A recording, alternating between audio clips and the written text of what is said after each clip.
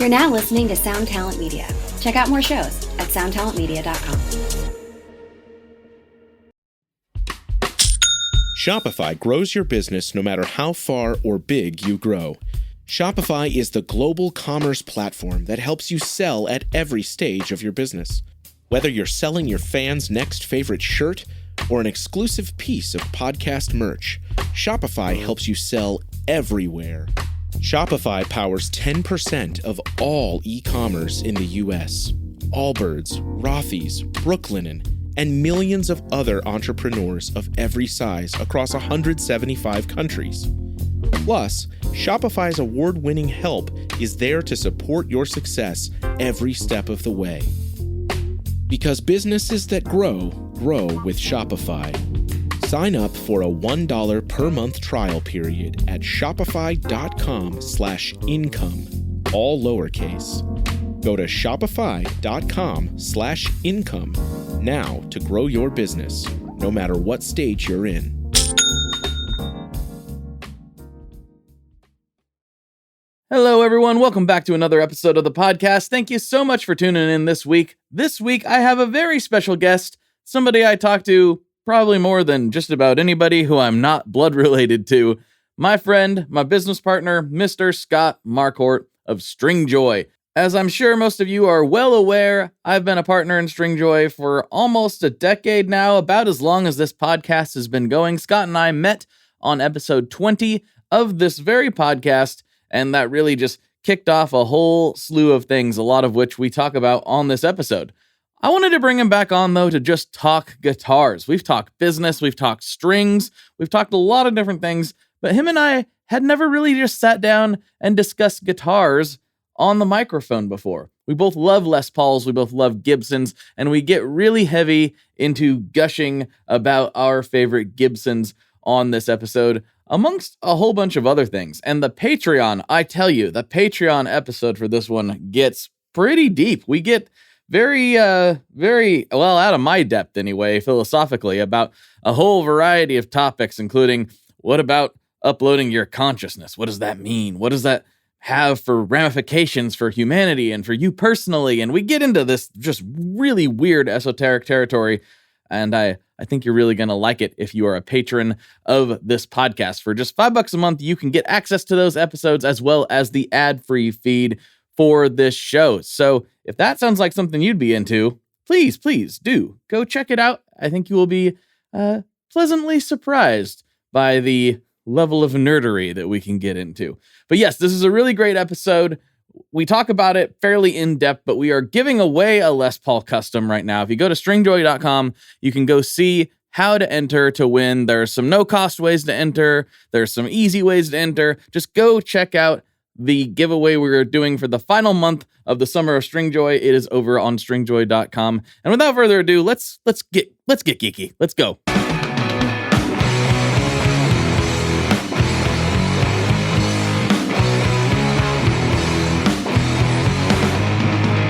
Hello, everyone. Welcome back to another episode of the Tone Mob Podcast, a show about guitar stuff, occasionally, sometimes. I'm your host, Blake Weiland, and with me today, I have some guy that I've never talked to before. Scott Marquart. Is it Weiland or Weiland? How do you pronounce your last name? It's Wayland. Kind sir. Wayland. Yeah. Block yeah. A Wayland. Everybody says Wayland if they don't know me. Like, how do you say that, Wayland? I'm like, well, there's not an A in there, but okay. Like Waylon Jennings. Wayland Jennings. Yeah. Exactly. Mm-hmm. Yeah, exactly. Scott, welcome back to the podcast. It's been a while since you've been on. I think you've actually been on Chasing Tone in the time since that you've come on this little podcast here. So that sounds about right. And that was fun, but I missed the intimate one-on-one experience with Blake Wayland. Yeah, it's quite intimate. It's quite fishy. But we won't get into that. No, I mostly just wanted to have Scott back on because it's been a long time. We're kind of wrapping up some summer stuff. And we were talking off the air about, like, what are we going to talk about specifically? Because I joked about never talking to him, but the reality is I talked to this man at a minimum of 1 hour per working day, usually more like 3. So we could do a really good podcast if we just recorded all our phone calls. It's true. And I was thinking back to the history of my time on the Tone Mob podcast, which is how we met, actually, many, many moons ago. And we talked about strings. We talked about strings like maybe twice or something. We talked about business. We had like a whole deep business dive on episode. I'm sure the producers can stick in. It's episode 154. I don't know. Yeah. And I hear we're maybe going to be talking about guitars, which we've never really talked about. We haven't really talked about guitars, weirdly enough. And so I've said this to people before, but so the listeners are a little more aware. When Scott first hit me up and he was like, "Hey, it would be fun to do a podcast episode." And my gut response was, "We're going to talk about strings for a whole hour." Little did I know that I would spend the rest of my life talking about strings, and be happy about it. Ironically enough, so yeah, that was quite a turn for me as a person. That was it's like moment. Those like 99% Invisible, the podcast. It's like when you're learning everything about a park bench and how the park bench was constructed and thought out and how it's evolved over the years to suit the changing bodies of the world's persons. And you're like, man, there's so much more going on here than I ever thought there was going to be. So much. So strings are fun for that. Yeah, but I do think we need to get into guitars because you and I kind of have this shared love of and experience with the Les Paul. I just got another one, which I know I'm not normally that guy who just gets, you see it somebody and they're like, well, all I buy is butterscotch tellies. That's the only thing I have is butterscotch. I'm not really that guy. I try to buy instruments that I don't have to fill like the sonic gaps. Yep. The exception being is I now have 4 Les Pauls for some reason. Now they're all as different as Les Pauls can be, but at their core, they're Les Pauls. And I know you have a love of Les Pauls, and you own one of the best examples that I've played. So I thought we could just talk about Les Pauls for a little bit. What do you think? We can gush about Gibson. Gushing about Gibson, which doesn't happen very often on the internet. Here we are to defy the norm of the internet. No, and I'm kind of right there with you. It always fascinates me, the collectors, without knowing a whole lot. I feel like the pictures I've seen of Joe Bonamassa's collection like kind of look like this, where it's like, I have 59 Princeton reverbs, like all from the same era. That really actually kind of fascinates me. People that just want like quantity of a particular thing. But I'm definitely not that way. I like to have variety, as I think most people probably would. So I'm fascinated to talk about your 4 Les Pauls, as well as the couple that I have at my current disposal. Yeah, and have had over the years as well. Yeah. So I know like the guitar I associate most with you, especially like in your youth, is the now semi-iconic blue Epiphone. That's obviously not a Les Paul, but I know you've got Pauls in your life. So when did the love of that or the interest in that instrument start for you? Oh yeah, totally. So I mean, I like a lot of players, I guess, started on acoustic guitar, just like a Fender Squier that I'd gotten for Christmas one time, and then graduated up to like a Dreadnought style that my parents had gotten my sister, and she never really played. And of course, like I'm sure most of the people listening to this episode, I was just begging constantly for an electric guitar, and of course. Parents are like, yeah, you've got to start in an acoustic guitar, which I think is kind of like a conspiracy that just so it's not so loud, more than anything. But it is a little ironic because as a player, due to the lighter string gauge, I think most people find electric guitars to be easier to play than acoustic guitars. So it's kind of odd that we do that generally. But anyway, when I was like ready for an acoustic guitar, the first attempt at that was like a guy that taught at the school that my dad taught at, had like an old Harmony, and my dad bought it from him for like $20 or something. And that thing was just like a total POS in every possible way, just like unplayable. Like I wouldn't wish it on my worst enemy. And so finally, it was probably Christmas, but some kind of event occurred or a birthday, and I got a starter pack from Epiphone that had the Les Paul Special 2. With a really awful amp and similarly awful strap and other accoutrement de jour. So that was the guitar that I played all the time. It was a black, flat top Special 2. I've never seen.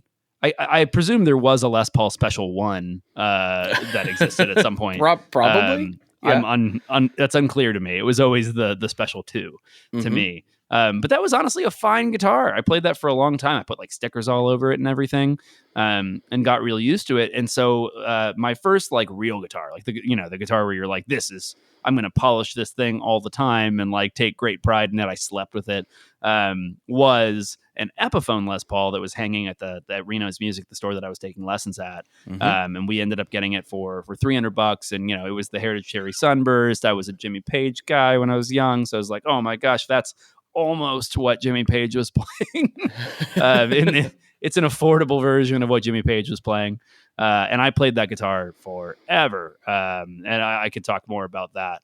But one thing I was kind of curious about that just popped into my brain. When did Epiphone when did the first Epiphone Les Paul come out?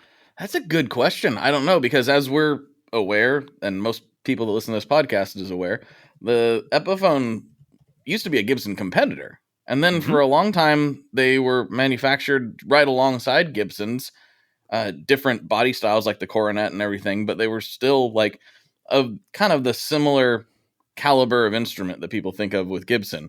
And then I'm guessing sometime in the 80s is when they decided to make it the budget brand, if I had to take a wild guess.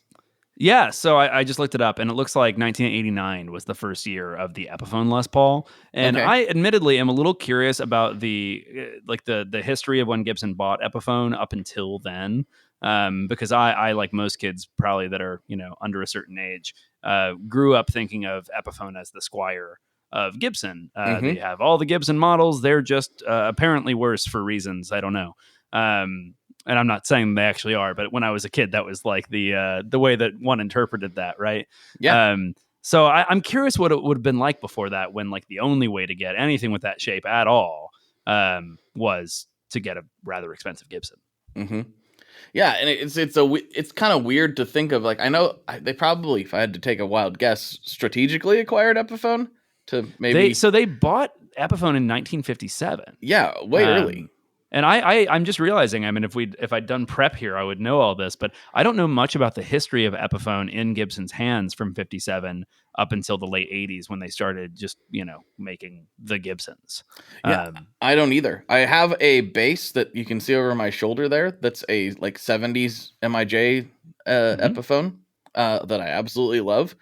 But try to look up anything on the ET280. There's not like a good history of it, right? There's not a lot of information out there. It's almost like the Epiphone brand was, like kind of a pirate ship within Gibson, and just like, I don't know. It's very strange. It's really, really weird. Because I realize I do have an Epiphone that's older than that. I have this white Epiphone Sheridan that it says Epiphone, and I think it says by Gibson, like on the headstock itself. And I got that guitar because I was sitting at home, I don't know, 5-7 years ago, and I was watching the masterpiece film The Rock, The Way That You Do. And at the beginning of The Rock, Nicolas Cage is sitting on like a sofa playing on a white Epiphone Sheridan, and it says Epiphone by Gibson on the headstock. And I was like, what the heck is that thing? I've never seen any of those. And so I found one on Reverb and immediately purchased it. And I got it in, and it's kind of an awful guitar. Honestly, like, it's cool. It is the single heaviest guitar. It would be a very specific year because it was like only one year they did it. It would be, I think, mid 80s. I'm sure someone can tell us after the show, but it is the single heaviest guitar I've ever touched in my entire life. It's a monster of a guitar. We filled it with cement for extra tone, as you. Yeah, and it has those like the BB King style like adjustable tuners on the bridge, where it, like almost like a Floyd Rose has. Yeah. That I've always been curious about. Like to me, I never thought like, oh, it'd be way easier if I could do this with my right hand versus reaching up and notching it up with my left hand. But yeah, those are weird. I guess I can see that. I guess the thing is you could like let a note ring out and then fine tune it. Maybe if you are like BB King and you're like, get it right in that way. I guess it's always been a weird design choice to me too, but. You have to remember to like back them out when you change the strings so that you're not like, oh shit, I'm topped out here on the thing. So you have to like level them back out again. Yeah, it's not something I even think about. Something to look out for. I'm not sure if I would actually like that or not, but Nick Cage is as good of a reason to own a guitar as any rock star in my book, I think. Oh, certainly. Honestly, I think better, maybe. Possibly so. But that Epiphone, so that Epiphone, like I played it all through in church and everything, and so these are the years where I was really into humbuckers, which is we probably talked about. I became not into humbuckers later on. It's a sad life. I always found that like when I was doing like sort of praise and worship stuff when I was a teen, humbuckers like really blended in when you want that like nice rich like humbuckers into a full drive into something some sort of open pedal platform amp gave you that kind of full range sound that sat really well in that particular mix. But then once I got into like more interesting music, I really wanted the like expressiveness of single coil pickups and just like all of the sonic tools that came with that. Mm-hmm. I know you're still a humbucker man, right? I am. You got some of everything. Well, you could call me a pickup man. In the Joe Diffie parlance, you know that's what I was referring to. You could set my truck on fire, roll it down a hill. No, I like all pickups. I have a lot of different examples of kind of a full spectrum. I have a lot of humbuckers. I also have a lot of single coils. It just depends on the mood for me.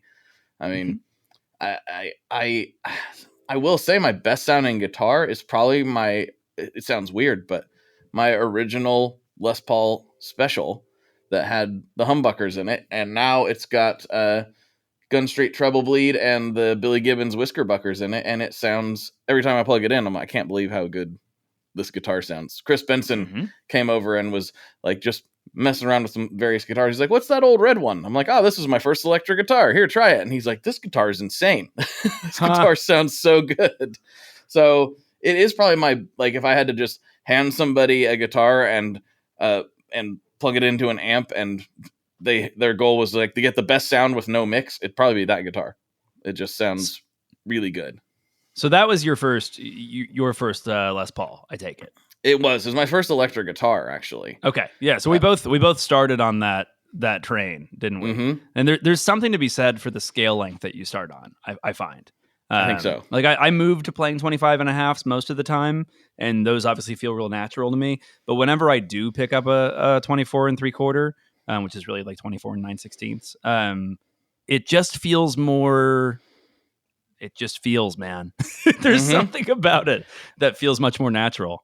I referred to it on a recent episode as Les Pauls are not really the most ergonomic guitars. They're not terrible, but they're not, like a Strandberg or some like thing that was designed with ergonomics first.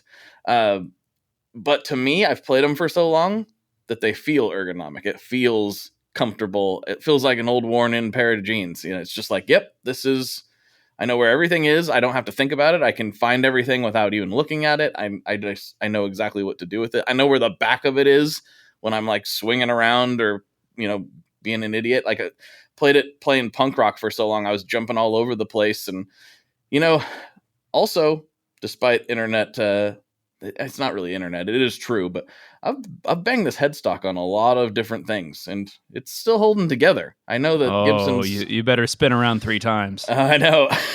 It's dangerous to even say that, but I concur with you though. Yeah. I think Les Pauls are specifically ergonomic, and maybe this is like a bias of mine, but like things that I like about a Les Paul. Yeah. So for one, like the contour of like a carved top body feels really nice on my forearm. It like puts my hand where I want it to be. Mm-hmm. I like the angle versus the body, the angle that the neck takes off at when I'm like sitting playing down or even really standing up. It like comes back with a much more, tellies and strats are just like a straight shot if you follow the path of the fretboard. I like that it arcs back. That like fits my overall thing a lot better. I think the 3 on a side tuner, well, I know it's not the straight string pull and all that sort of thing. That's way easier to tune in like almost every way for me at least. I with my short arms, meaty fingers around it, reaching up to like the very like on a especially on an extended scale or something like a big like metal guitar. Like my 8 string it's all in a line, and it's like, whoa boy, I can barely reach that last string. So completely agree. I think the knobs are in a better place for me. I know if you like to do the volume swells, the Strat thing works, but I can't. I don't do that. And I love the way like a stop, I love the way the Les Paul tailpiece and bridge like sit. I developed the bad habit of like resting my palm on the bridge a bit, but like. You just can't really do that on a Strat or a Telly. I mean, especially the old Tellys, like the ashtray, you're just like getting cut up there. Yep. I like all of that. All of that feels great to me. The only thing I kind of wish I could get on a Les Paul is more of like a vintage Fender style radius. I think the radius is good, but I've learned that I love the old Fender radius. That just like feels so right to me. That makes a ton of sense. One of the other things, ergonomically speaking, I just talked about this with Robert Baker, actually. We were discussing the great controversy about Les Pauls is, at least with some people, is pickguard on or pickguard off. Ooh, that's a good one. Yeah. And he was talking about how he actually he doesn't really care. And I don't either. For me, it's Paul specific, right? He likes to use the pickguard as kind of like a pinky anchor point for certain things. So like ergonomically speaking for him, when he's playing a Les Paul, he kind of like uses it as a sort of a guidepost as he's playing. So that was his pro pickguard choice. Though some people just hate them aesthetically, and I kind of get it. It's a little unbalanced and it's a little weird, but I don't know. I think a Les Paul custom without a pickguard doesn't look right to me. What do you think? I'm a pickguard off kind of guy generally. But I don't hate the pickguard on, and there's like definitely some circumstances. Like if I had like a 50s style gold top, there's like circumstances where I would consider it like absolutely necessary to have the pickguard on there. Yeah, I always found it a little bit like odd in terms of its purpose though, because the strings are so high above the body, especially as it contours down, that it's like, in what circumstance am I just mashing my pick down against the body of the guitar after strumming on a Les Paul? Well, I can tell you in what circumstance you do that, and that is when you have a flat top special and you are playing in punk bands as a kid. It doesn't look too bad from like 10 feet away, but once you like hold my special in the right light, you're like, whoa, it is, somebody was doing a lot of just, and that somebody was me. So, but it wouldn't look good with a pickguard, so I wouldn't want a pickguard on that guitar.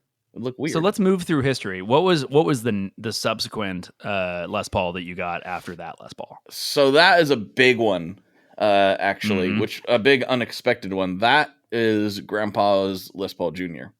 Was the next one I got. 1959? 55. Yeah. Is it 55? That's right. Yeah.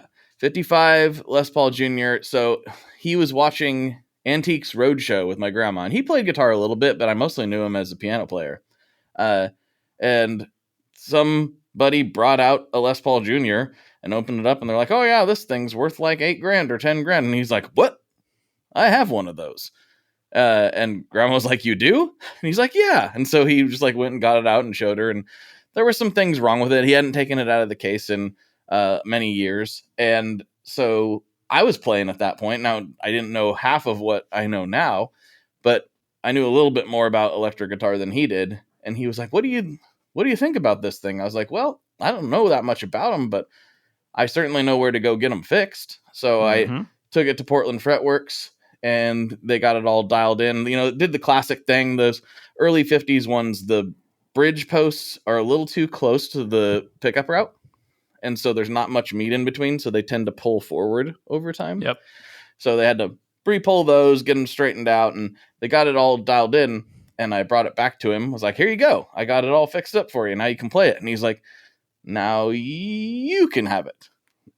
So that's such a pro grandpa move. Yeah. Oh, and then my was dad's that your grandpa that makes straps now? No, that was a different grandpa. Yeah, it was my mom's grandpa on my mom's side. He passed away. Would have been actually probably, I think, before we knew each other, actually. But yeah, he hooked that up, and my dad always gives me crap about it.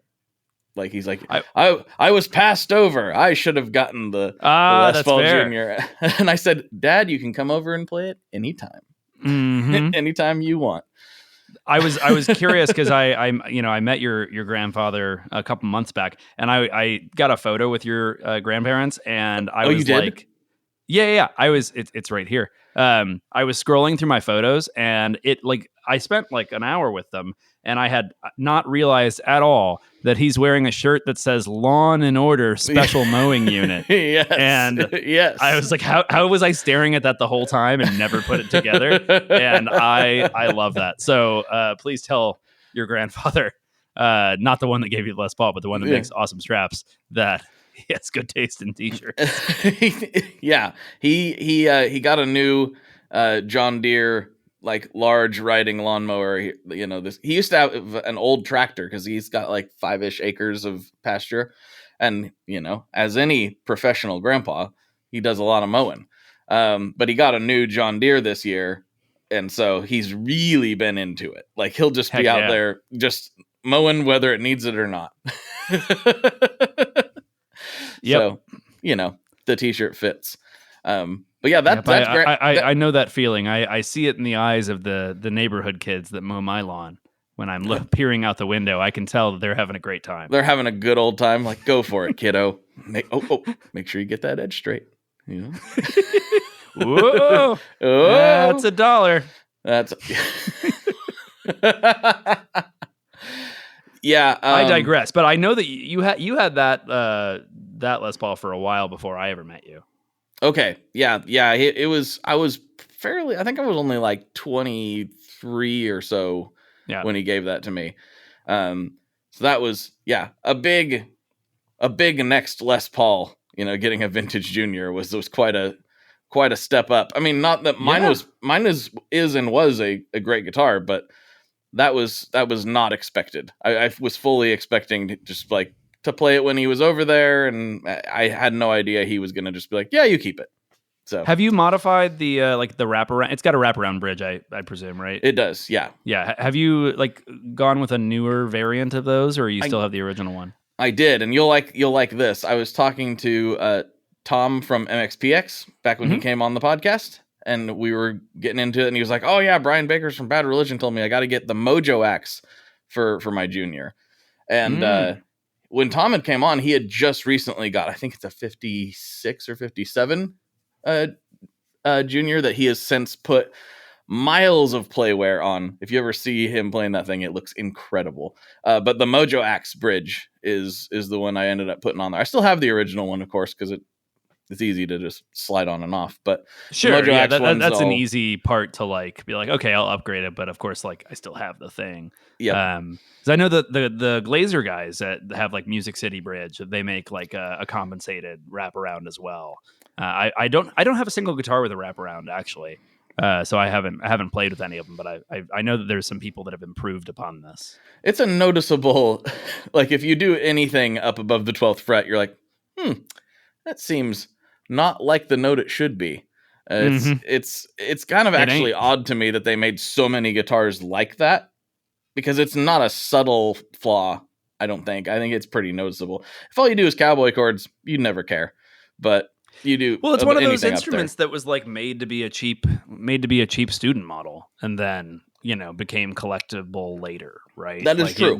They were definitely, I presume, when designing those, like, yes, we will cut as many corners as we can. If not in like the quality of the manufacturing, which maybe I don't know, but certainly like we're going to save money on the hardware and everything else. I always thought it was interesting that was the goal with the Juniors, because they're like, oh yeah, we'll save money on the hardware, we'll go single pickup, we'll do all this stuff. Yet they didn't do the single biggest cost cutting measure they could have done, which was go to a bolt-on neck. It's still a set neck instrument, which is like the main reason that Les Pauls and Gibsons are just like harder to make. I didn't understand that, and I've said this a few times on the podcast until talking to several luthiers. I was like, why are bolt necks? I mean, you still have to shape the neck, you still have to do all this stuff, and it's like, no, it's just the physical handling of this one large piece of wood versus the two smaller chunks of wood is logistically just so much worse from a manufacturing perspective. Well, I mean, obviously it's still two pieces of wood, but then it's glued. Becomes right? one. It's not like exactly. That's interesting. I mean, that would of course like save a lot for them. The sense that I always get when with going to Gibson a few times in my life, both at Memphis and then at the Nashville one, is that the buffing's one of the costliest things that you can at least like remove from the system. So that's why they've so many times over the years done, satin style or worn finishes and stuff that's cheaper, because it just takes a heck of a long time to buff. Yeah. I mean, you've seen how long it can take to polish, some things that shall maybe go unnamed. Yeah. Very smooth, polished strings, right? Yeah. You maybe have some level of experience with that. Wink, wink. Mm-hmm. Yeah. Is that a hint? I don't know. Maybe it is. Maybe it's not. Listeners, do that with that what you will. But yeah, that was. How did we get here? Why did we talk about that? Oh yeah, this reminds me of something I don't think I've told you before, but it's a bit of an aside, but on the string side. So not talking about the thing that you're talking about. Okay. But talking around the thing that you're talking about. Okay. So one of our winders made some strings just for kicks. He made like a polished pure nickel, like not a flat wound, like a round wound string that's then been polished. And these exist on the market, but he made it like really good, like polish the crap out of them with different grits and everything to get them like really smooth, and made a set, and he gave them to our director of ops, and now our director of operations has been like tasking him with he's like I can't play anything else now, so he like keeps having him make more things. But the problem is they're not in the way that we would do that currently. They're like not something that we could release to the broader market at any like reasonable price level, because the polishing takes so much time the way that we're doing it right now. Like if we did make them, they'd be, I don't know, $30-$40 or something a set. That's just like a rough guesstimate. But they're really good. They're really, really good. We've talked about like trying to build like a whole new piece of machinery that could like do that multi-stage polishing on a large batch of strings. Because right now it's literally him like going one string at a time, like really, really polishing all these with different materials. But man, they are really good. They're really good. Well, maybe you know what? I'll try them out. I'll make the final determination. See, that's the thing. I'm no. To my director ops that I won't name, I'm like, you can't keep using his time as a resource. You can't just keep having him go back there to make more and more of these very time intensive sets of strings for yourself. Wait, I can't sell those. It's not one of the perks of the job is to make unsellable product. I don't understand. It is to a degree, but he likes them too much maybe now. Well, it's pure nickel. They should last a while. I have an idea for how you could build a piece of equipment that would do that. Mm-hmm. Hi, I'm Vincent, and I'm here to talk about the Mercury X. My dad's always going on and on about how cool Maris is. He really went off on one about the Mercury X the other day. He said something about a 4,800 hertz sample rate and 99 preset locations and 33 banks, and something along the lines of the most advanced reverb pedal ever devised by man? That's all true, but I only care about one thing. This pedal sounds sick. So make sure you check out the Mercury X and all the other fine products at maris.us, as well as fine retailers worldwide. All right, Dad, now can I have my Pocky?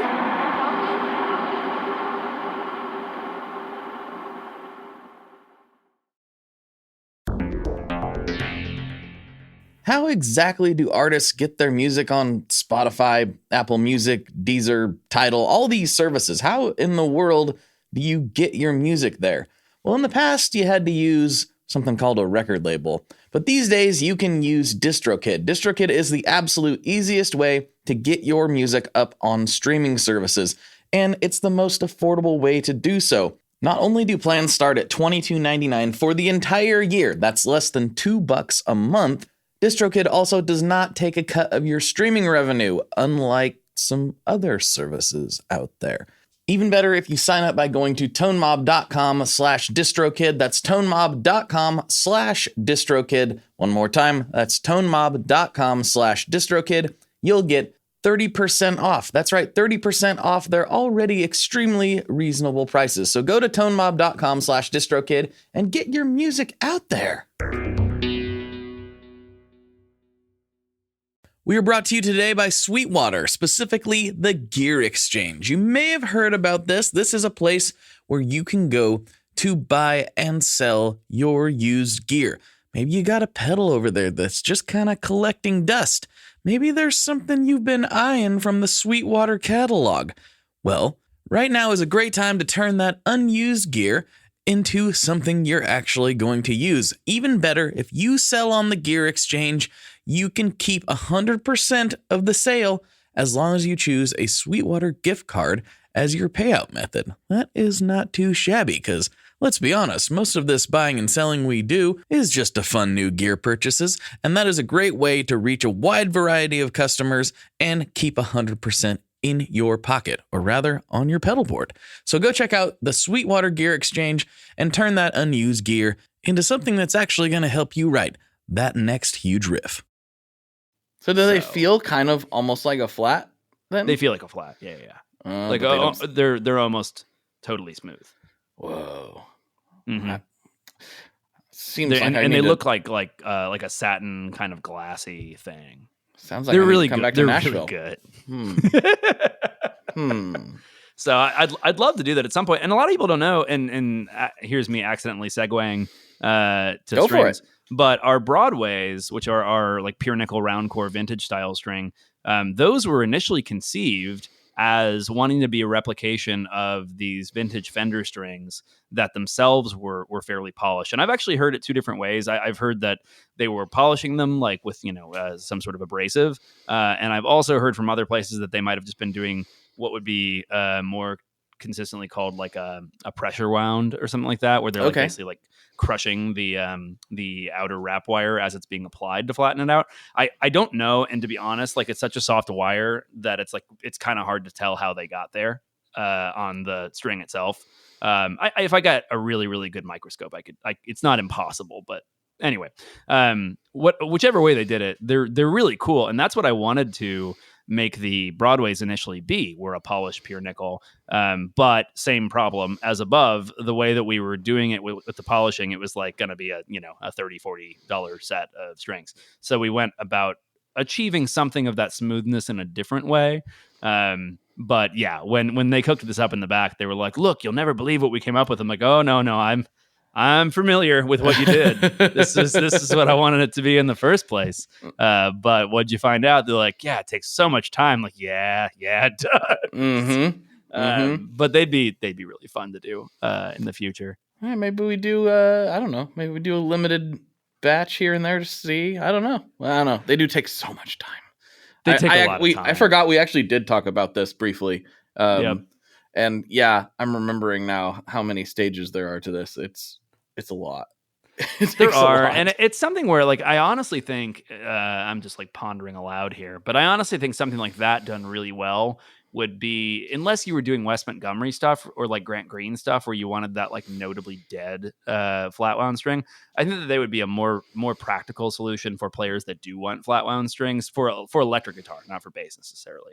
But for electric, it would make more sense because it just gives you pretty much that sound and feel, but with a lot more top end available to you than you would have otherwise, which is always kind of the nice thing. That's the interesting thing that we talk about more behind the scenes than anything else, is that people sometimes think they want flat wound strings, but when they actually try them, they're like, oh, this is not what I thought it was going to be. They sound really like there's not any sparkle to them. And they're like, yeah, that's a flat wound string. That's what they sound like. Part of the reason rounds came to be, right? Was part of that.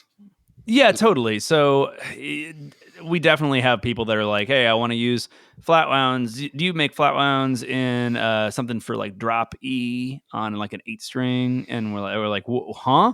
Why? And they're like, oh, I really want flats for like this gent band I'm playing in. I'm like, no, you don't. That's just your guitar will sound like mud. Like it will not work. I promise you, it won't work the way you're expecting it to work. But I mean, that comes all the way back to like a very old thing in strings, which is that in like the guitar side of the string world versus like the orchestral side of the string world, there are completely different things that you want.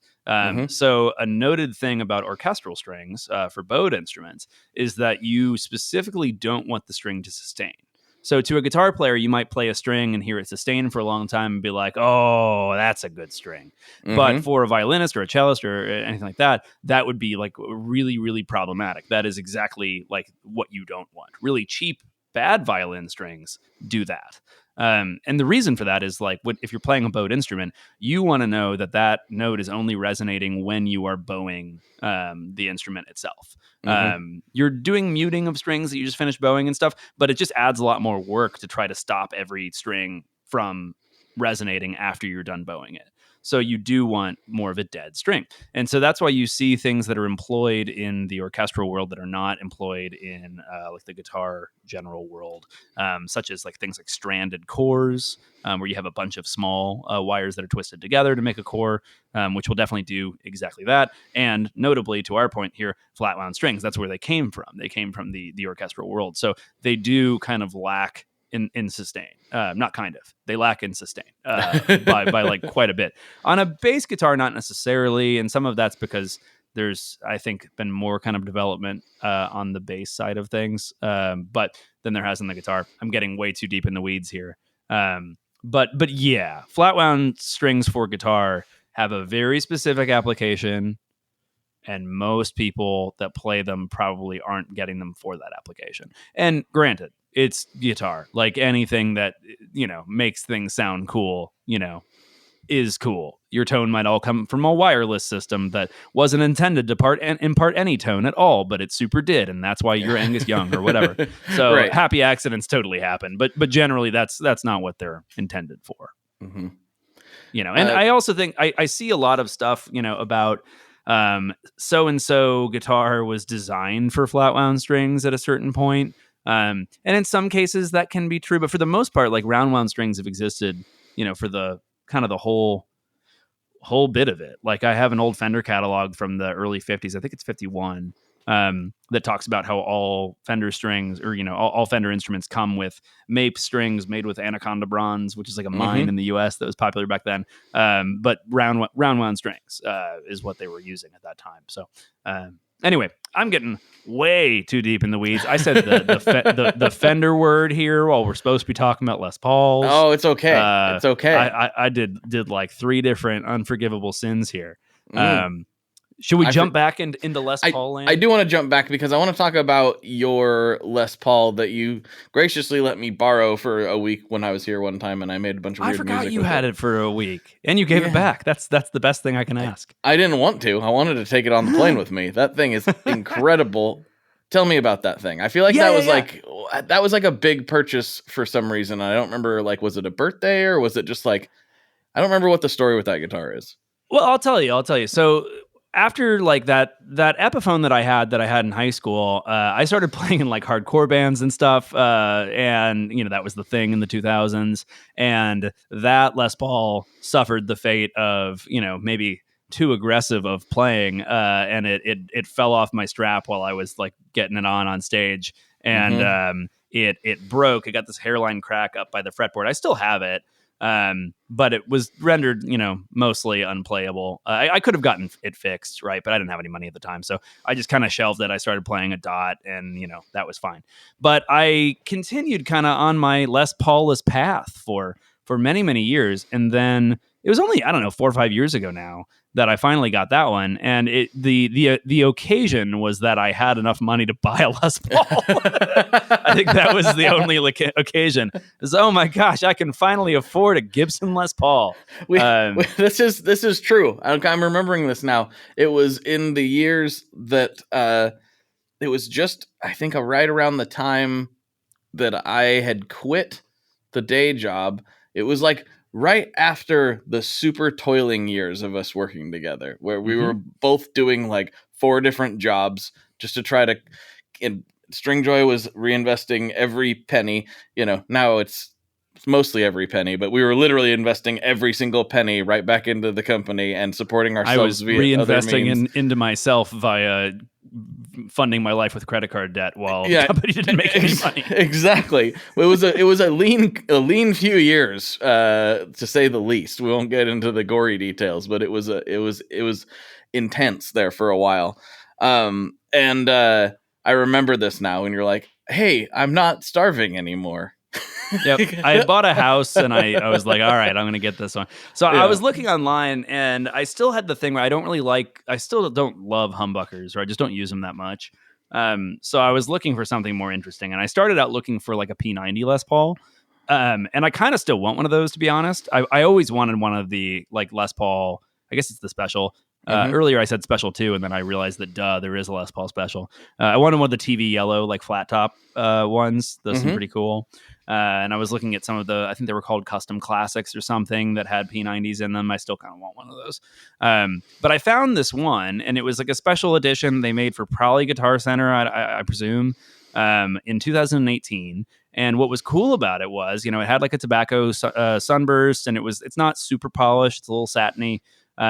But it has Firebird pickups that like came originally with the Les Paul itself, and I know this because Gibson puts that picture in the case, right? So there's a picture in the case, because I was like, somebody must have changed the P90s out for Firebird pickups. Like that's a weird niche thing to put in a production Les Paul. But sure enough, in that photo, there's the guitar. There's a PV like Bandit or whatever old amp with a big Trump sticker on it on the person's workbench, and then there's the Les Paul with the Firebird pickups right there. So for whatever reason, they did this limited run with it, and they're super cool. I mean, we could talk about Firebird pickups for a long time, I'm sure, but they have this really. I love P90s, and they have this kind of P90-y thing, but there's something different to them as well. They're not quite as like sweet to me as a P90, maybe.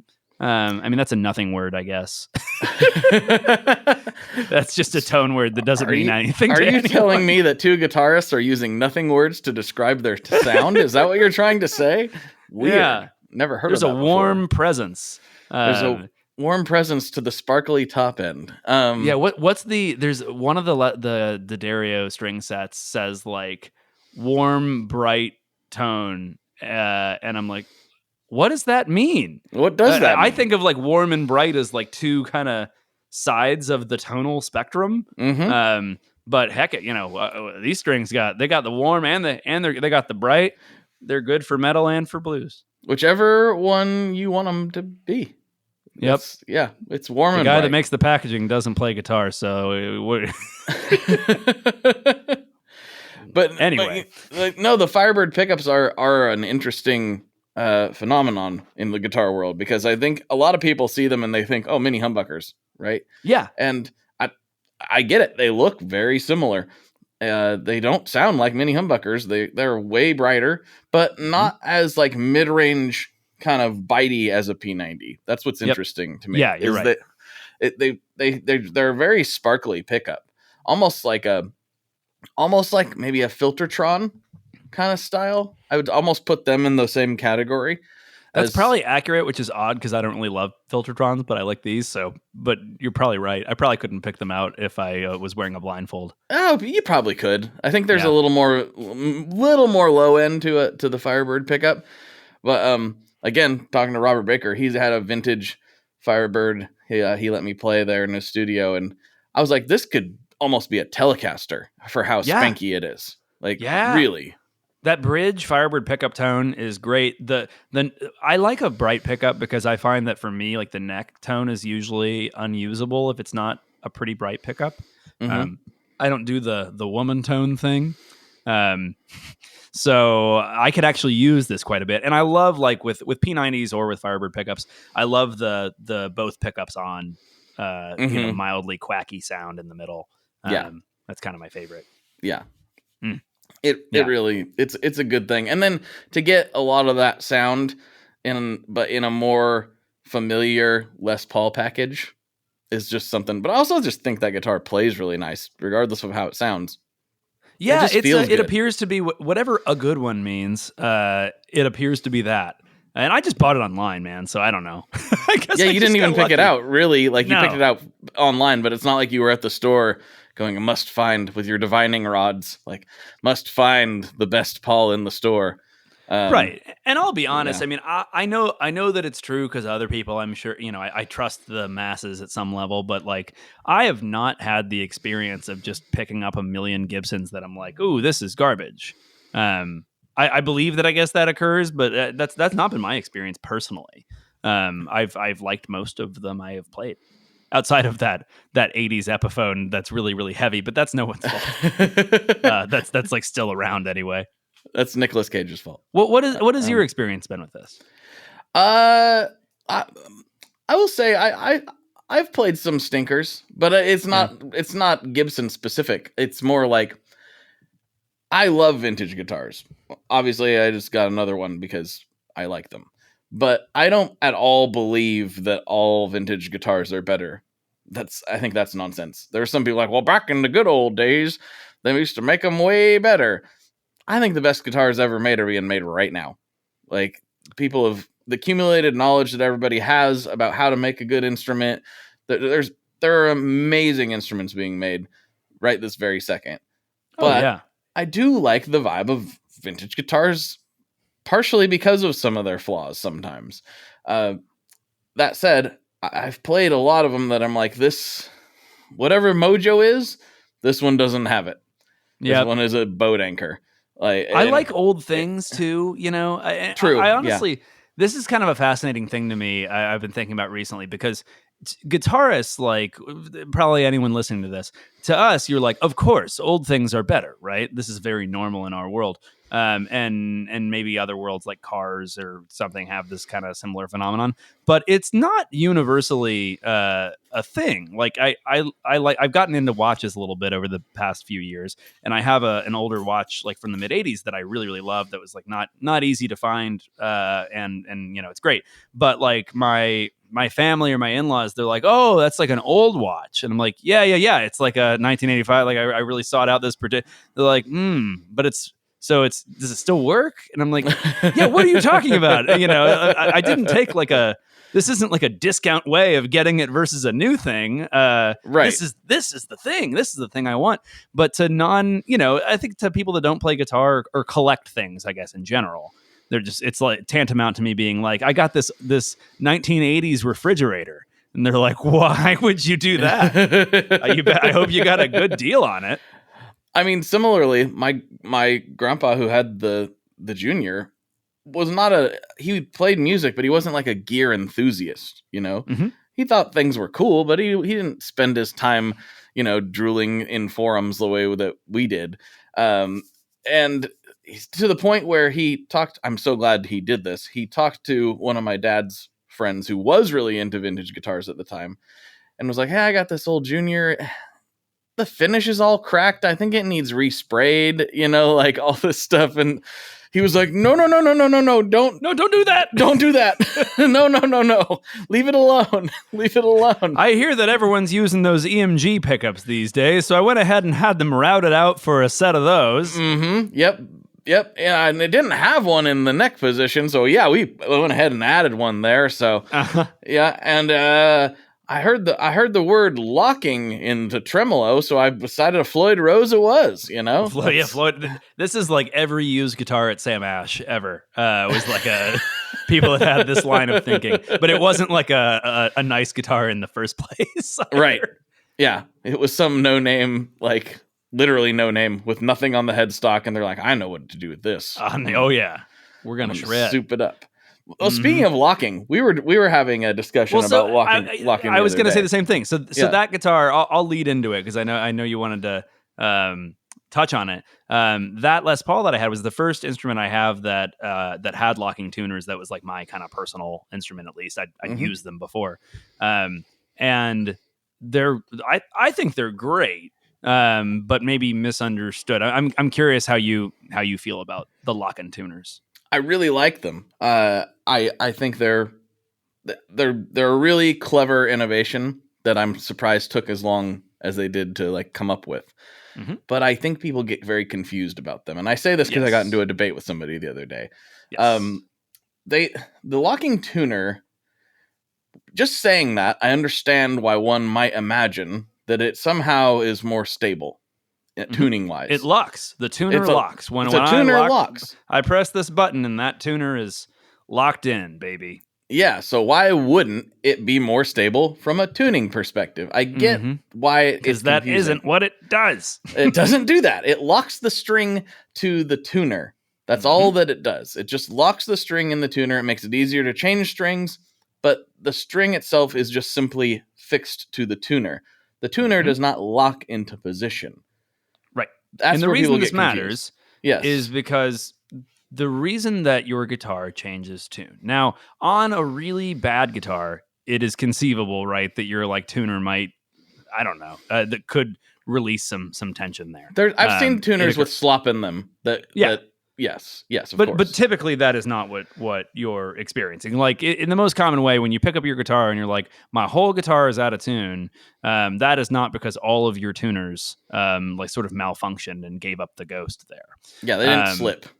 Right. And more to the point, so like what a locking tuner does, of course, is it anchors the string in there inside the tuner, which makes it really simple to change your strings. You can just clip it and then tune it up and you're good to go. But similarly, the reason your strings go out of tune is also not because it's just feeding back from the other side of the tuner hole and giving itself up. So even like the mechanism that locking tuning does do itself doesn't have an effect on tuning stability at all.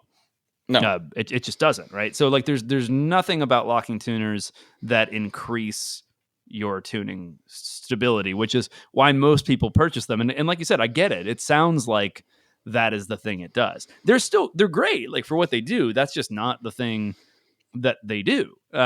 Your strings go out of tune for one because they're metal and the temperature changes. Assuming like all other things are equal, what's happening is that the temperature is changing, which can have two different effects. One being that the metal itself will go flatter or sharper depending on the temperature. This is why trumpets have those tuning valves, because if they go outside or go inside, they're always having to sort of retune to the climate so that the trumpet resonates the right way. So the strings will react that way. But then, of course, your guitar, both the truss rod inside and the guitar itself, will adjust to the humidity and the temperature as well, giving you more or less bow. And players, I think, often think about this in terms of like, if it moves all the way, and then I have to, when I have to change it, that means it moved, right? Right. And then the rest of the time, it's stable. But it's kind of always ebbing and flowing in little ways like that, from day to day and climate to climate. Just because it's not severe enough that you have to make a big adjustment doesn't mean that it's moving enough to kind of change that overall tension. So, those things have big effects. Sorry, I'm commandeering this to talk about all the reasons your strings might go in and out of tune.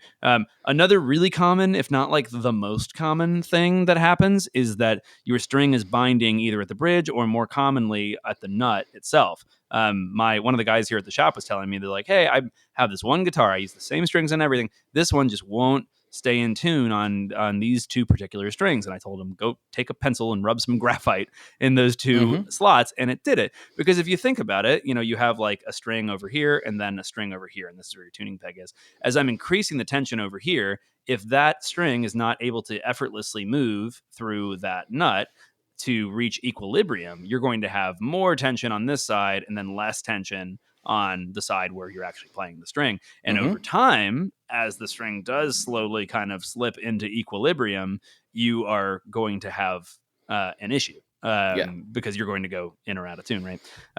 This is the same reason I always see people like tuning behind the capo. Yes, which I get. Like I've had to do that in circumstances too to get the guitar to sound right. But as soon as you pick that capo up, it's gonna be a nightmare. Yeah. And that's exactly what's happening at your nut. So this is like the cause for a lot of it. But what it certainly isn't in most cases is the tuner itself, as you well noted. So I hear this all the time. People are like, I was losing tune on all 6 strings, and I have locking tuners. Yeah, and the point is like that doesn't mean anything, like from that perspective. And I understand the confusion, but we're not talking about like a locking system, like a Kaler or like a Floyd Rose, where it literally takes, you get it in tune, and then you literally like clamp the strings down so they cannot really fall out of tune. But even then, after a while, that does go out of tune due to a lot of the things that you were talking about. But it might stay good for a performance or so, especially if you're a dive bomber or whatever. Those are indeed locked in place, right? Yes, they are. I was going to say, so like a Floyd Rose system is like a good example of something that is locking the string very much in place in that way. But yeah, it's odd. And I mean, like as a general note, like the things that to a player seem obvious to be like, oh, the strings are bad, or a lot of times the things that to like a string manufacturer, you're like, oh, that probably means it isn't the string. A good example being like when people are like, I came back out and every string on the guitar was like a half step flat. Well, it probably wasn't your strings, right? Because the core wire is what's dictating that in the broadest sense. And you have in any given set 4 or 6 distinct core wires that were drawn at different times by different people in different places, et cetera, et cetera, et cetera. There's 6 completely different things that are going on. Like a set of strings, those individual strings have like nothing to do with each other. So there's like virtually no circumstance where you'd be like, oh yeah, you got one of those sets that had the defect that every string goes flat by a half, right? a half step all the time.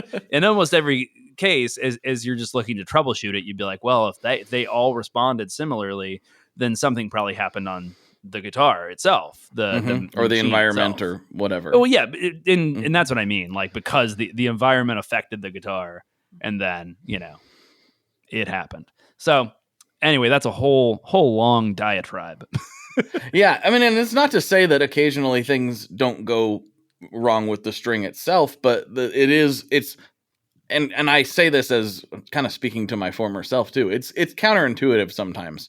You want to blame the string because maybe you just put that set of strings on and now I'm having problems all of a sudden, when the reality is it's not always the strings. And we're quick to blame the strings because it couldn't be my nice Gibson guitar I just spent all this money on. It must be the cheapest thing that I could possibly point at. I don't know what the mentality is, but we all do it to a degree. It makes sense. I mean, like honestly, if you're just looking to troubleshoot something, change up the set of strings and there's decent odds it'll fix it. You probably have we're switching from 10.5s to 11s, it might just kind of fix that.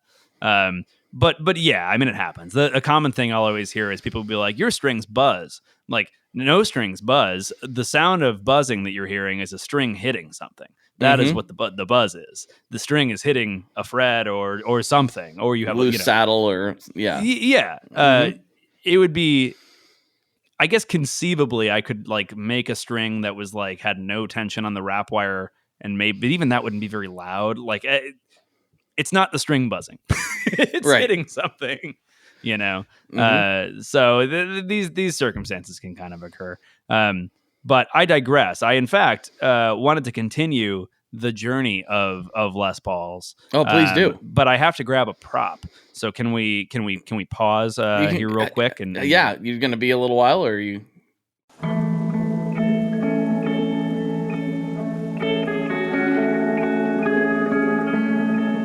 Hello there.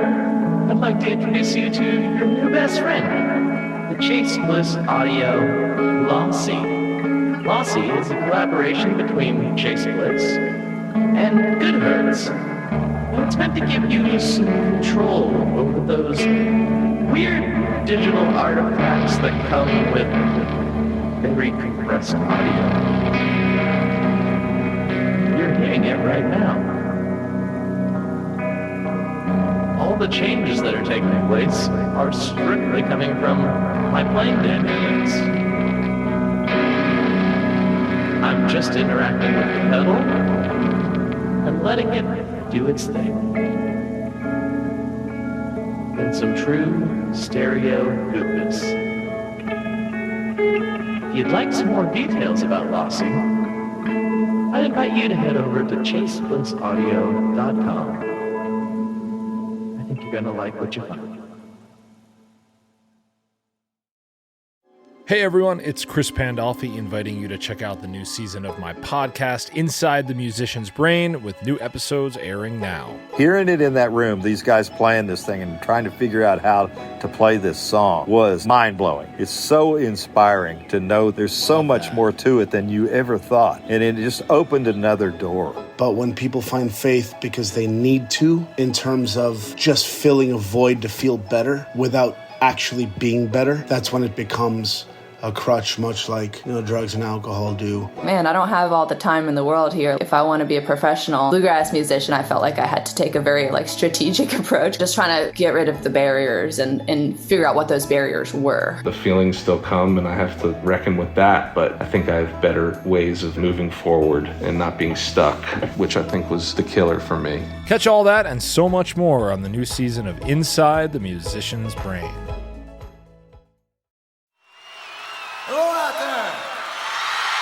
Hi, I'm Hal Schwartz. And I'm Flynn McLean. We want to tell you about our podcast, None But the Brave, which is dedicated to taking a deep dive into the work of Bruce Springsteen. We're currently in our 5th season. Our latest episodes focus heavily on Bruce's 2024 tour and have featured such guests as Anthony Castrovince from MLB Network and Barstool's Kirk Minahan. We're also covering the 40th anniversary of Bruce's biggest record, Born in the USA.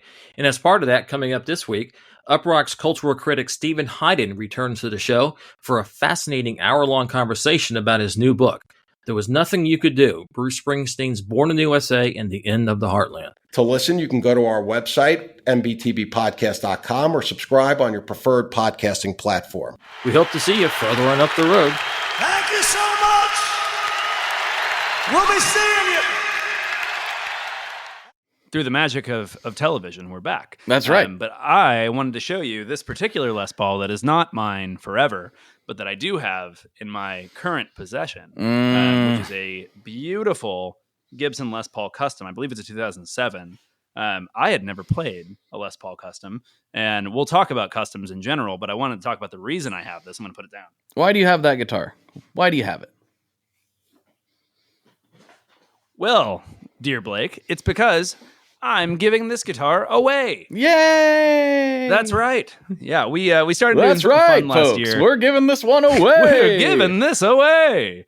Last year we started doing something fun because the summer in our world is can be kind of quiet and there's not a whole lot to talk about because people are out, water skiing and jet skiing and all that and not playing as much guitar. So we thought it'd be fun to do a bonanza of several different guitar giveaways during the summer. And that was really fun last year. So we decided to do it again this year. And our, coup de grace of the total giveaway this year is this freaking killer Gibson Les Paul Custom, which you can win one of several different ways. The easy way is to place an order for any set of Stringjoy strings or to order any of our strings from a dealer and just send the receipt to contest entry at stringjoy.com. Or you can also enter via mail through a letter. All the details are up on stringjoy.com. But it's pretty cool. We are going to be giving it away, so it's going to make somebody's year, I would certainly think. So that's all really fun. But I wanted to talk specifically, something I didn't know until I got to be able to play this guitar is about the difference in action and fret heights from Les Paul Customs. Yes. Yep. Yeah, the whole thing with them was, they kind of started as the fretless wonder or whatever, which some people like and some people don't. I personally really do. But they do. They feel, mine has a bigger 50s neck on it.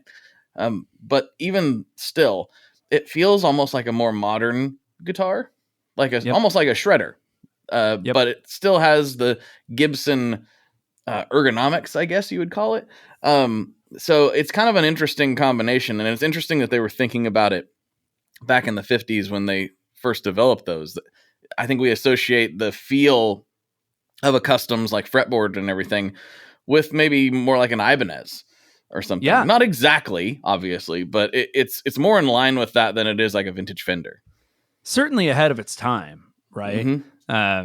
No, they're super cool. And it's one of those instruments that I thought it would be so fun for a giveaway because it's a tough one to actually bite buying for yourself. Both the price is very high, but also it would feel like a lot to me to just show up at like an open blues jam, be like, here I am, me and my Gibson Les Paul, and I'm not that good. Don't worry. So it could be a difficult one. I feel like maybe some other listeners out there can like relate to this at all, but I sometimes feel as a player where you're like, oh, I'm not good enough to deserve that that particular. Right. It's like if I can't drive well enough to like have a Ferrari, right? I would feel like a fool if I couldn't really like put it through its paces. But that's why I thought it'd be all the more fun to just be have somebody be airdropped one. It's like it doesn't matter. It's yours now. Now It's you have yours. it. Now, how fun. Well, and then the other weird side of like the custom coin is I think there's that mentality is sort of associated with it. But the reason I wanted one so bad was because I weirdly saw a bunch of like punk rock and hardcore bands playing Les Paul customs. And I thought, and like metal bands and, of course, going back to Randy Rhoads and all that. But I saw these punk and metal and hardcore bands playing Les Paul customs, and I didn't realize, like, I was like, wow, I really want one. And then as a kid, I would go to the store and look at them and be like, how do these bands afford that? They're playing like, 500 cap rooms. And the answer is, like everyone, they had to do a lot of extra work to afford one. It's I don't know why that became such a guitar of that like early 2000s era, but it had a big impact on me. And so I wanted one forever.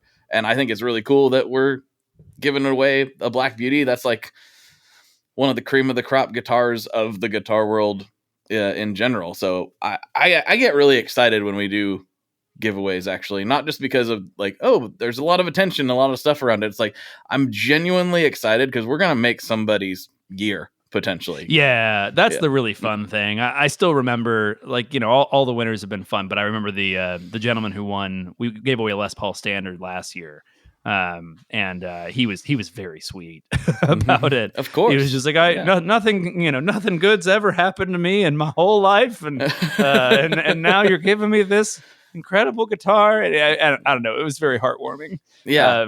To have that moment happen, and no one believes it when they win either, which makes you feel kind of like the what was the sweepstakes back in the 90s? The Publishers Clearinghouse. Ed McMahon shows up with a big check. That's right. Yeah. It feels kind of like that moment because people are always like, "Is this a scam?" And you're like, "You entered the thing and now you won." But I get it. It's probably wise to be careful about those things on the internet. Too many Nigerian prince things that have happened to people, so I do understand the skepticism. But. Yeah, I totally get it. But you have a Les Paul custom too, right? Yours is white, isn't it? Mine's white. It's actually yellow, but it was white. Fair. Yes. It's an 81, and I got it at seemingly the perfect time because it was actually back when those were rather affordable compared to what they are now, thanks to Adam Jones.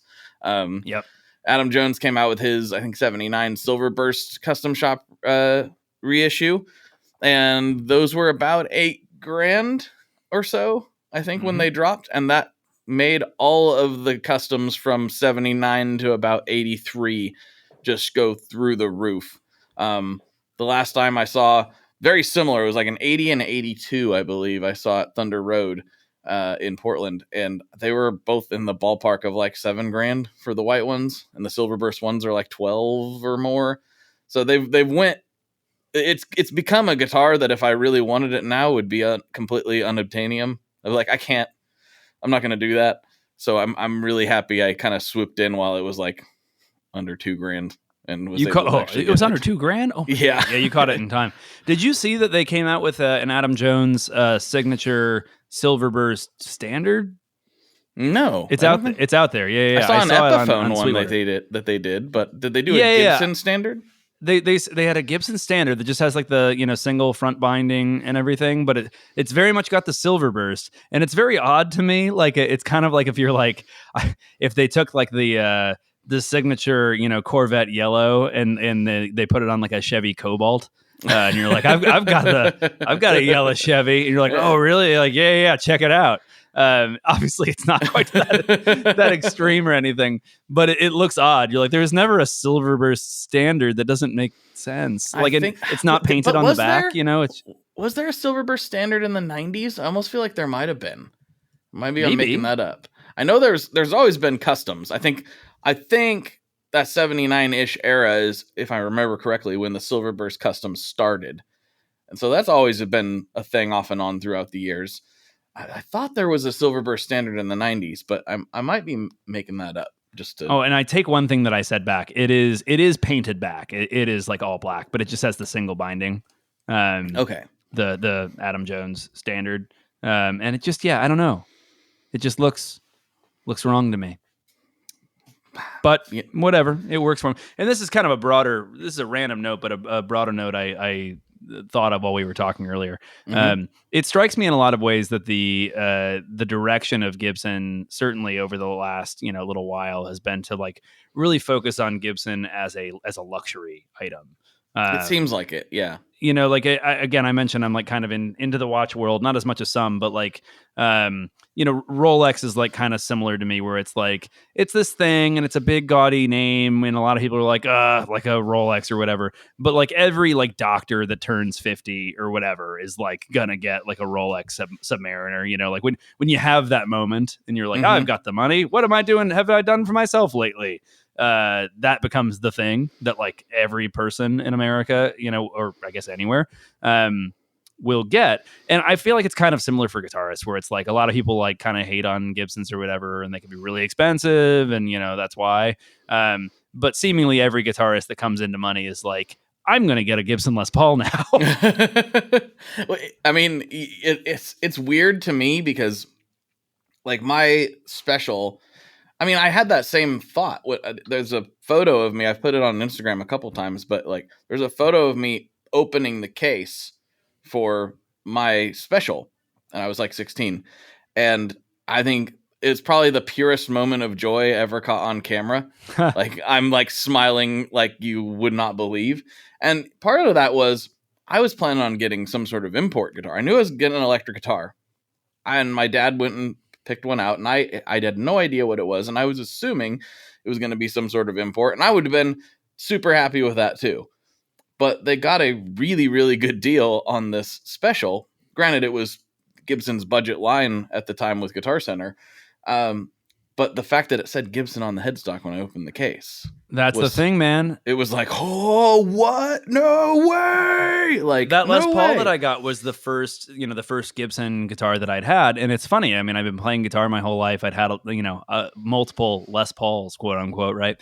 And yet, like the things that had to happen for me to actually have something with Gibson on the headstock were like I had to go to college and then learn a lot and then start a business and then have that business be successful and then pay off my student loans and then be able to buy a house and then, like all of these things. And then finally now at this point, you have less time to play guitar than you ever did before in your life. Now you deserve to be able to have this headstock. Finally. Now put it in its case and get your ass back to work. Well, see, Scott, this is the problem. You didn't have to do all that. All you really needed to do was, like most guitarists, just be irresponsible.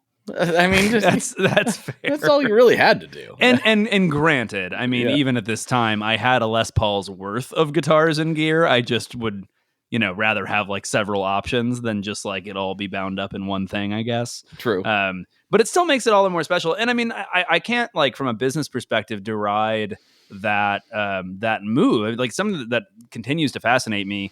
The brand Hermes, the clothing brand. It's spelled like Hermes. Hermes is larger. It's a larger business than Nike. It's crazy. Yeah. And that's the thing. And I could go on a long diatribe in this, but it's like Nike makes like all of these different clothing and shoes and stuff for people, for all sorts of regular people all over the world. But it doesn't quite touch on the amount of money you can make making things for the super wealthy or like a really nice treat for people in the upper middle class, that remains where a lot of the money is. It's kind of wild to think about, right? But then again, there's only a limited supply of those people. So maybe, I mean, Fender is still substantially larger than Gibson. And if that is indeed the way they're going to go, it's hard to imagine that there's enough guitarists in that category to make up for most of us, to be honest. Yeah, that's the thing. I think it's hard to be a luxury item for a niche because you don't have like you're further subdividing. wealthy people, and now we're just talking business here, but this will be fun for 3 people out there. The thing is that strikes me, so like there are, if you break up like all people across the globe, there's a lot of cohorts of different people. So like, say musicians might be one of them, or sports fans or soccer fans or whatever. And all those cohorts, like, shop and buy differently. They look different. They go to they vacation in different places. They buy different things. They drive different cars, yada, yada, yada. But the wealthy are themselves a singular global cohort. Wealthy people from pretty much any part of the world dress the same. They all go to the same place. They're all in Saint-Tropez or whatever, other like, very bougie vacation spots. They all tend to buy the same couple of brands of cars, et cetera, et cetera, et cetera. So like, if you can really tap into that world and become something for them, you've got a whole global cohort of people that you can sell to, that look the same and buy the same stuff. Now, again, how many of those people play guitar? None of them. Yeah, some of them. There's a significant chunk of them out there that you can serve. The challenge, of course, for that from a business perspective for guitar is that most of those people probably want a 59 burst and not like a production level new Les Paul standard. But the custom shop does its. They try to tap into that market, right? And you see like the Jimmy Page double neck that was like whatever, 50 grand or 25 grand. I can't remember. Yeah, something like that. And each one was played by Jimmy Page, and there's 100 of them. It comes with a certificate of authenticity. So like they definitely tap into that market. Because I mean, look, anyone that's spending, I'm just going to assume it was 50 grand on a double neck guitar is not somebody purchasing for utility. No. That is somebody purchasing for, I hate to call it novelty, but somewhat novelty to a degree. Yeah. It's just because they want that thing and they can afford it. And to your point, right? Like, I was going to say, I would go even a little bit further. It's not the person who's buying that most likely isn't even like somebody in the upper middle class that's like doing well, but like 50 grand is still going to be like, I'm going to think about that for a minute. That guitar was for somebody for whom 50 grand is $50. Exactly. Exactly. Yeah. Like your Les Paul custom that's worth, I'm sure, many thousands of dollars now. If you look at the people that own those, you'll see like definitely there's collector people that own those for sure. But there's like also a broad swath of people that just really liked it and could have and got it. And also a lot of people that are like players or gigging musicians that just like, hey, this is what they do for a living. So like they've got a lot of money tied up in their guitar. They play all of the course. time. Yeah. And they can conceivably save that up and buy it. Heck, people that play tuba that don't make a whole lot of money playing tuba don't play $2,000 tubas. They play many multiples of that. Yep. Tubas. But again, when you get to a 50 grand double neck or 25, I'm fairly sure it was 50. That is not. I mean, anything above $15,000, really. I don't know. I don't want to put a firm number on it, but anything above that mark, it's not, you're not selling to your even like normal working guitarists. I don't think correct. Normal working guitarists will spend a significant amount of money on guitars, but they're not dropping, thousands and thousands on a double neck. Yep. It's just not. And that's happen. the thing. So it's like, I think that as a pure business strategy, like if I take me being a guitarist out of it and everything, I think it's a really strong, it's a really strong business strategy. Like being in luxury gives you a multiple, like those Hermes scarves or whatever, the thing that most people probably buy and probably are most of their business. Those things don't cost whatever they cost. They probably cost $500 or something or more. I don't know. They don't cost that. Right. They're extremely high margin because you're paying for the name. And, similarly, like that's not true of Gibson's standard production line or anything, but it's certainly true of the custom shop stuff. So it's a really strong business case to do that. You get to command higher margins by doing so. And, some brands are able to walk a really nice line like Apple, where it's like they're a luxury that everyone pays for and owns. I mean, that's how you become the biggest company in the world. Mm-hmm. But that's a fine line. But again, this is all to say I can't fault them for the business strategy. And I think that when you see like a bunch of bummed people on the internet that are like, bummed about Gibsons and stuff and what they cost. I can't knock those people because like I get it. I also like grew up as a guitarist and like want to be able to access these things. And it kind of sucks to have those things just like pulled way out of the realm of possibility for you. But at some level, most people being upset because they cost too much is exactly what you want with that business strategy. Because that is what signals that to the people with the money, ooh, I can afford this. And so I am more than happy to spend 10 grand or 50 grand. Or whatever it thing is. Because other people can't get it. So, it's definitely it's an interesting move overall. And it kind of is just like, who do you want to be in the market? Like I mentioned Fender earlier because Fender seems to want to just serve everybody, which is cool. And I think we need that. As guitarists. Exactly. We need that. Yep. And I'm certainly more in that category than anything else. I'm a big enthusiast, but I think it'll be I don't know. Things are going to have to change dramatically before you see me forking over $10K for any instrument whatsoever. It's just not really where my priorities lie, and it'd be a huge stretch for me. So I definitely find myself more in the category of very devoted enthusiast, but I'm still not shelling out for the Jimmy Page double neck. It's just not going to happen.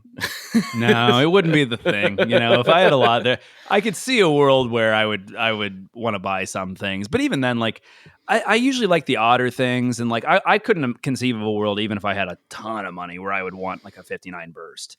I would want a cool old vintage Les Paul that I thought was really, really rad, but not the specific year stuff. Like doesn't really do it for me. Versus just like a really, really great instrument. I do like it being older though. That stuff's cool. You know me though. Like I purposely am like, oh, everybody wants that one. That means I probably want this one.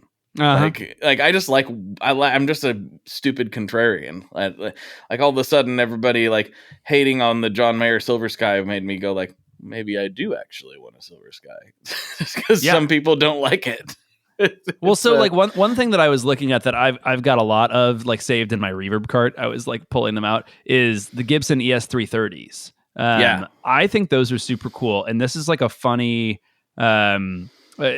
Just kind of inefficiency in the market, or maybe not inefficiency, just something that hasn't really taken on. 335s from this era are really, really expensive. But those like, mid 60s 330s can be found in the like $4,000 to $7,000 range, which granted, that is a ton of money. I get it. I'm not like, that's not like available. But it's not $20,000. No, yeah. By comparison, you can totally have one of those, and it's not, maybe the one that so and so played in so and so band or whatever in so and so era. But like to me, that's what I want, right? I'm just like, this is a really cool thing. It's not the thing that everyone has. I think it plays great, and holy crap, it's from that era. And after I said that, I'm looking at some, and oh man, those are very tempting. Maybe one day.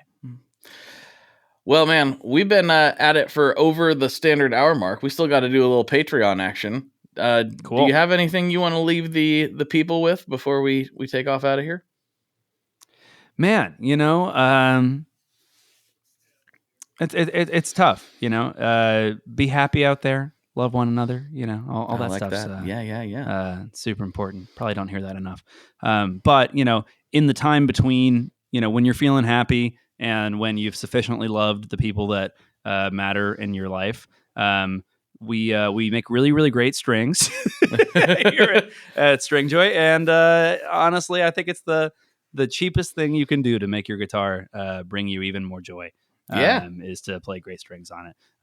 But anyway, I don't want to hub on that too much. Just, be good people out there. We need it in the world. Absolutely. Well, yeah, we've talked classic questions a lot, so since we're like a little over time now, I think we'll just go ahead and slide right over to Patreon if that works for you. That works for me, buddy. All right, everybody. For Scott, this is Blake, and as always, folks, good luck and good tones. There you go. There's another episode in the can, and remember how I told you in the beginning that we get really, really weird over on Patreon? Well, if you go to patreon.com/tonemob for $5 a month, you can hear just how weird we really got. It's pretty strange, but I think the patrons are really going to enjoy it. Thank you again to Scott for taking the time to come on. And don't forget, we are giving away a Black Beauty Les Paul custom, a legit Gibson. Go over to stringjoy.com to check that out. Somebody is going to have a very, very good day, and that makes me smile. You know what else makes me smile?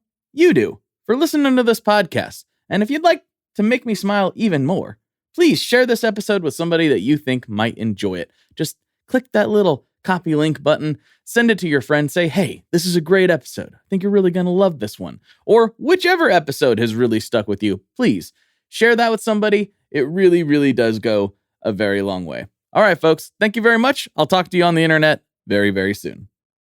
One last thing before we totally sign off here. I just want to remind you that if you do any shopping at Stringjoy, that's Stringjoy guitar strings made in Nashville, that will help me out as well. As I've said for years, I'm heavily involved in that company, and I really do think they're making the best products on the market. So if you would like to try custom strings, go to tonemob.com/stringjoy and check them out today. I seriously love what the team down there is doing. I help them out with all kinds of things, and by you supporting them, you are also supporting me as well. And hey, you need some strings, so why not get some custom strings just for your guitar and playing style?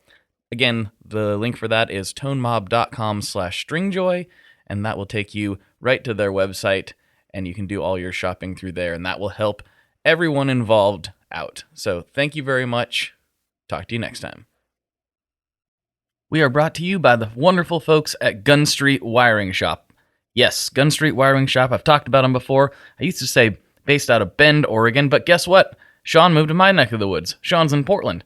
Sean is awesome and has helped me with a bunch of stuff lately. And if you have wiring needs for your guitar, he can help you too. If you want to get weird with it, he can get weird. If you just need to spruce things up a little bit, there's your guy. He takes all the guesswork out of doing your guitar wiring, and he makes it simple, and his customer service is top-notch, and I can't say enough good things about Gun Street as a company.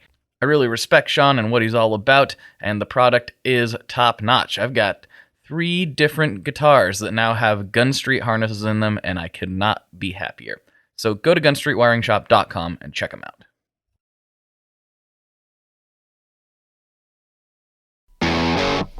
Ever wonder what a punch from Elton John feels like? Or how you'd cope with having turned down the chance to be in Nirvana? Or what signal Keith Richards gives when he wants you to get the hell out of his hotel room? Fans of Too Much Effing Perspective don't have to wonder, because they've heard these exact stories and a jillion others on our podcast.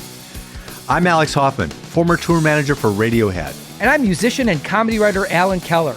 On the TMEP show, we get guests like Nancy Wilson from Heart, Jeremiah Freites from the Lumineers, and Modern Family's Julie Bowen to tell us things they may have only shared with their therapist, clergy, or a TMZ stringer. So join us on Too Much Effing Perspective. That's EFFING Perspective. The only podcast you crank up to 11. One Hit Thunder is a podcast where we both celebrate and have a good laugh about bands and artists that had just one hit that we all know. Each week, we're joined by a guest from the world of music or comedy to learn more than you ever thought you would about some songs that you can't forget. And we decide if they brought the one-hit thunder or were nothing more than a one-hit blunder. Look, if you listen to the show, you're probably going to laugh, and I guarantee you're going to crush next time the bar has music trivia. Tag Team, Jane Child, Meredith Brooks, Looking Glass, Sean Mullins, Eiffel 65, EMF, Crash Test Dummies, Crazy Town, Chumbawamba. We have hundreds of episodes in our back catalog and a new episode each week, so pass the Dutchie, make sure you're connected, and subscribe to One Hit Thunder wherever you get your pods.